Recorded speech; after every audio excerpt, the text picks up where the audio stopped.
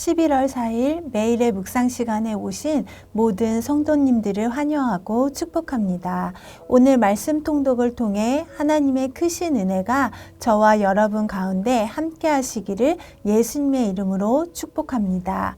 오늘 우리가 함께 읽고 묵상할 본문은 고린도전서 7장에서 8장까지의 말씀입니다. 바울 당시의 고린도는 항구 도시였기 때문에 동서양의 많은 상인들이 빈번히 왕래하면서 다른 곳에 비해 상대적으로 성도덕이 아주 문란했던 것으로 잘 알려져 있습니다. 따라서 오늘날과 마찬가지로 당시 고린도에서 남녀의 혼외 성범죄뿐 아니라 독신, 과부, 혼전동거, 동성애, 근친상간, 일부 다처제, 이혼, 재혼 등 흔히 볼 수 있는 문제들이 많았습니다.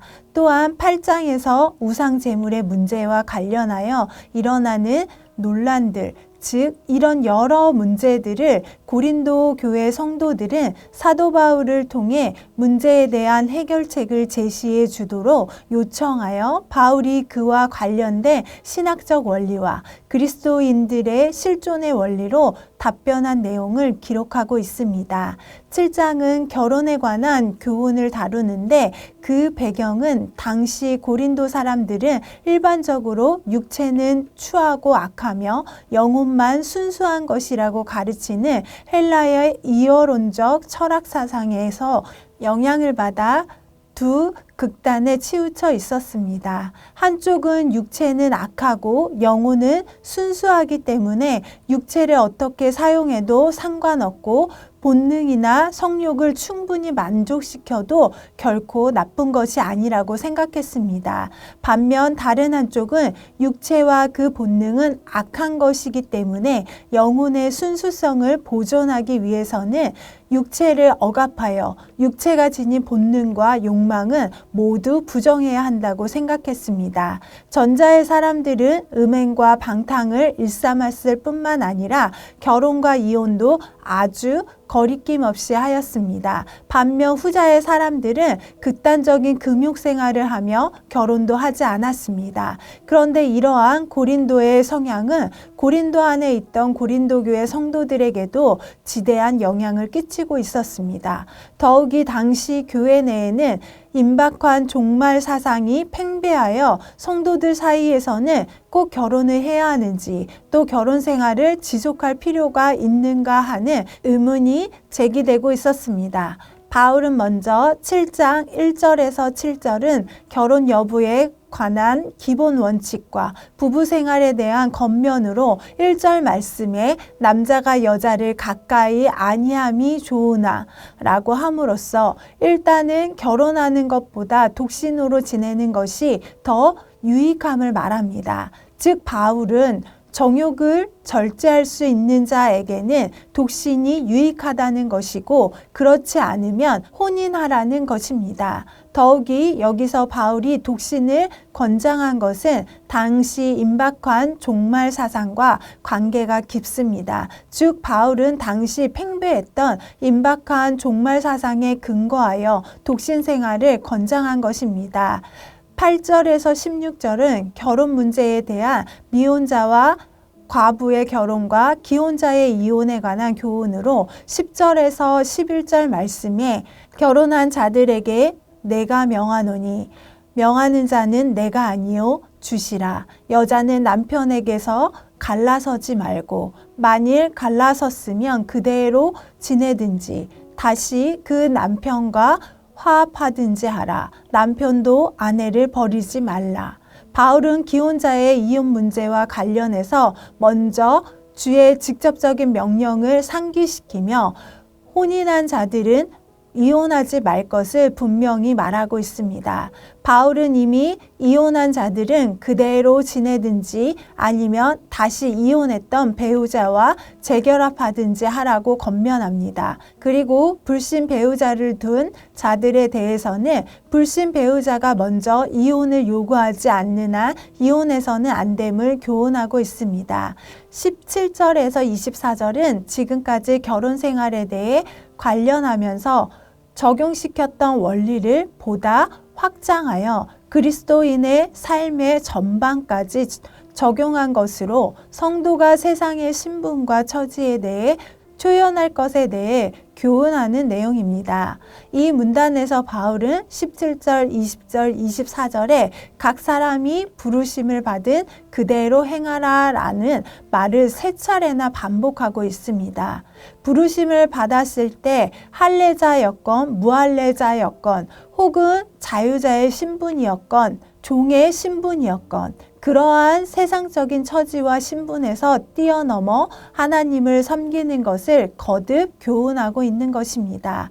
이처럼 각 사람의 부르심을 받은 그대로 행하라는 바울의 교훈은 결혼에 관한 교훈을 하고 있는 전체 문맥상으로 볼 때 성도가 혼인 상태이든지 미혼 상태이든지 혹은 불신 배우자와 혼인 상태이든지 그러한 상황을 인위적으로 바꾸려 할 것이 아니라 그 처지와 상황에서 뛰어넘어 하나님을 섬기는 자들이 되라는 권면인 것입니다. 마지막으로 25절에서 40절은 8절에서 9절에 이어 미혼자의 혼인 문제 및 과부의 재혼 문제에 관해 보다 구체적으로 교훈하는 내용입니다.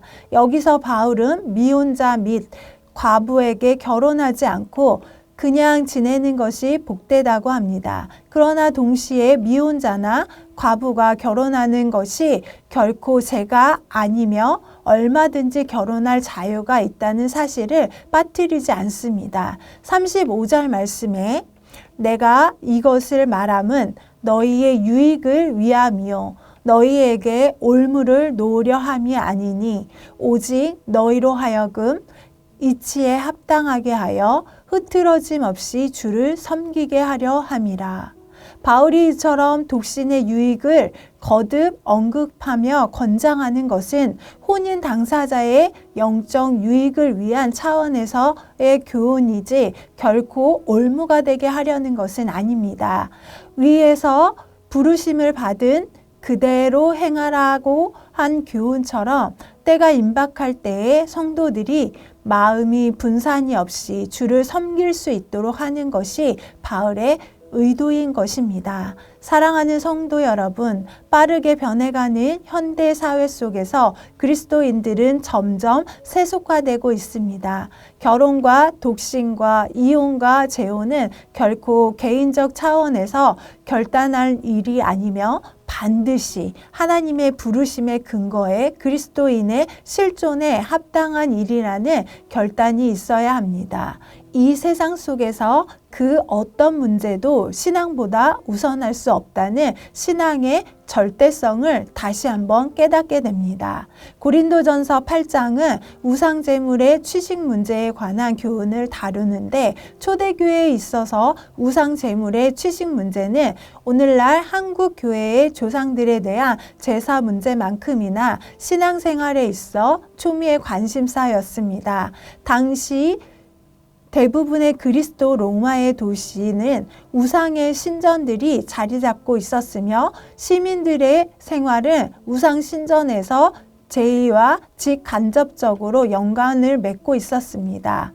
고린도에는 치유의 신 아클레스 피우스, 태양의 신 아폴로, 미의 여신 아프로디테 등을 숭배하는 12개의 신전이 있을 정도로 우상 숭배가 극성하고 있었으며 이러한 신전들에서 우상에게 바쳐진 제물들이 시장에서 유통되고 있었기 때문에 고린도 교회의 성도들은 이 문제가 매우 심각했습니다. 바울은 이 문제를 사랑과 치유의 절제 차원에서 우상숭배의 취식 문제를 해결하도록 하고 있으며 이로써 궁극적으로 하나님의 영광과 교회의 덕을 나타내도록 하고 있습니다. 9절 말씀에 그런즉 너희의 자유가 믿음이 약한 자들에게 걸려 넘어지게 하는 것이 되지 않도록 조심하라. 바울은 우상 제물을 먹는 문제에 대해 직접적으로 옳고 그름 여부를 밝히기보다는 오히려 지식에 앞서 사랑을 강조하며 또한 지식에 있는 자의 자유가 약한 자에게 거치는 것이 되지 않도록 자유의 절제를 건면하고 있습니다. 사실 우상 제물을 먹느냐 먹지 않느냐 하는 문제는 그 자체로 선도 아니고 악도 아닌 것처럼 정작 문제가 된 것은 그 문제를 둘러싼 고린도 교인들의 태도입니다. 즉 그것을 지식의 차원에서만 해결하려고 하고 교회의 덕과 하나님의 영광을 생각하지 않았기 때문에 문제로 대두된 것입니다. 사랑하는 성도 여러분, 오늘날의 교회 분쟁 역시 지식의 결핍보다는 사랑의 결핍 때문에 발생하는 것을 흔히 볼 수 있습니다. 물론 복음의 진리를 사수하기 위해서라면 교회는 어떠한 양보도 타협도 있어서는 안 됩니다. 그러나 당시의 우상 제물의 취식 문제처럼 복음의 본질과는 상관없는 부차적인 문제에 대해 지나치게 옳고 그름을 따지는 태도는 오히려 문제를 복잡하게 하고 확대시킬 뿐이었습니다. 지식보다 사랑을 앞세우고 개인의 자유 행사보다 교회의 덕을 먼저 생각하고 더 나아가 하나님의 영광을 구하는 자세를 가질 때 교회의 여러 문제들은 아름답게 해결될 수 있을 것입니다. 오늘 고린도 7장에서 8장까지의 매일의 통독을 통해 부르심을 입은 자리에서 믿음의 가정으로 세워나가며 나의 권리보다 더 우선적인 것은 예수 그리스도의 복음임을 고백하며 기쁨과 감사함이 넘치는 은혜의 날이 되시기를 소망합니다. 다 함께 기도하시겠습니다.